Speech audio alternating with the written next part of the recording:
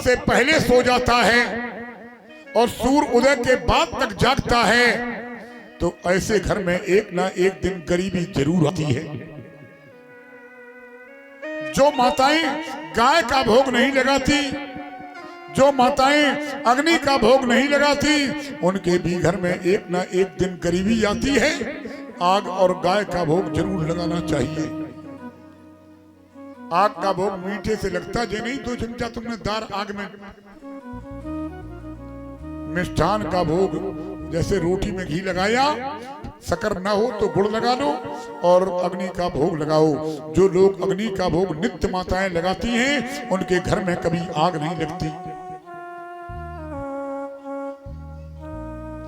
ध्यान देना मेरे विद्वानों, जब कोई मंदिर का पुजारी, हो जाओ तिवारी सावधान, जब कोई मंदिर का पुजारी भगवान का बिना भोग लगाए चाय पी लेता है, जलपान कर लेता है, भोजन कर लेता है, उसके भी घर में एक ना एक दिन गरीबी जरूर आती है। बिना भगवान के भोग लगाए कुछ भी न खाओ। गले में कंठी जो बंधी हुई है, इसी कंठी से जल लगाओ।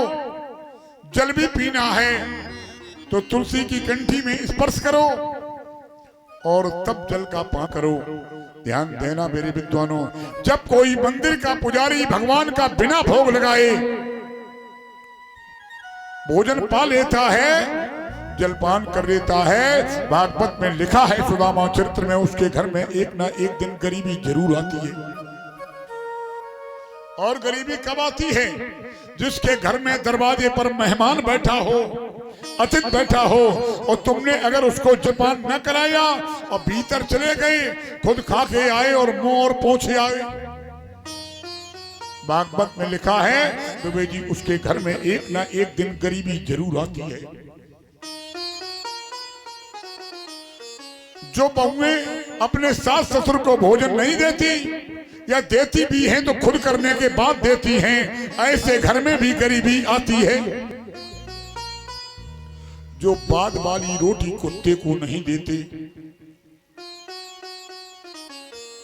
ये सुदामा चरित्र में भागवत महापुराण खोलना और उसमें ये गरीबी के सारे लक्षण बताए गए।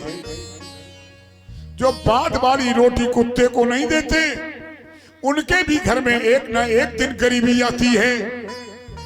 जानते हो, जब आपके घर में बेटा और बेटी का जब जन्म होता है तो कुत्ता पूंछ ला करके आपकी जय जयकार करता है। कुत्ता सोचता है कि परिवार में एक सदस्य की संख्या और बढ़ गई है तो मेरा एक टुकड़ा और बढ़ जाएगा। कुत्ते को भोजन देना एक यज्ञ के बराबर भोजन करना है। मेरे विद्वान श्रोताओं, जो कुत्ते को भोजन नहीं देते और जो भाई भाई का हिस्सा खा जाता है, भागवत में लिखा कि उसके घर में भी गरीबी आती है। सुदामा जी इतने गरीब क्यों हो गए? सुदामा जी ने कृष्ण के हिस्से के चना चबा लिए थे और जान करके चबाए।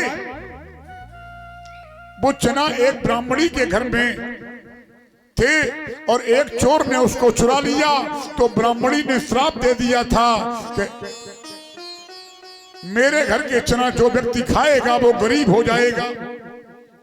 सुदामा को ये मालूम था। चोर बेचारे ने वो चना सांदीपन गुरु की पत्नी को आकर के दे दिए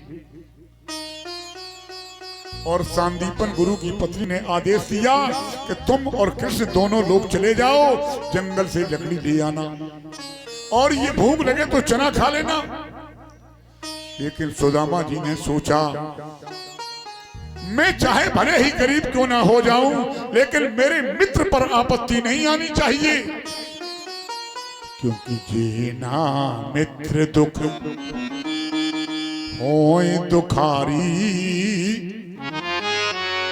ते नहीं बिलोकत पातक भारी। मित्र दुख होए दुखारी, ते नहीं बिलोकत पातक भारी।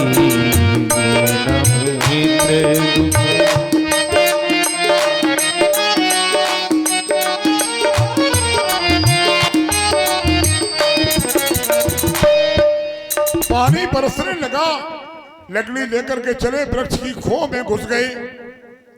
सुदामा को भूख लगी, मित्र को छिपा करके चना खा लिए। क्यों? कि मेरा मित्र कभी निर्धन ना हो जाए। सुदामा ने खुद गरीबी झेली, लेकिन मित्र के ऊपर आपत्ति नहीं आने दी। सच्चा मित्र वही है। लेकिन आजकल मित्र कहाँ होते हैं, दोस्त बनते हैं। जब तक तुम्हारे पास दो हैं तो ध्यान देना, और जब दो अस्त हो गए तो दोस्त समाप्त हो गए।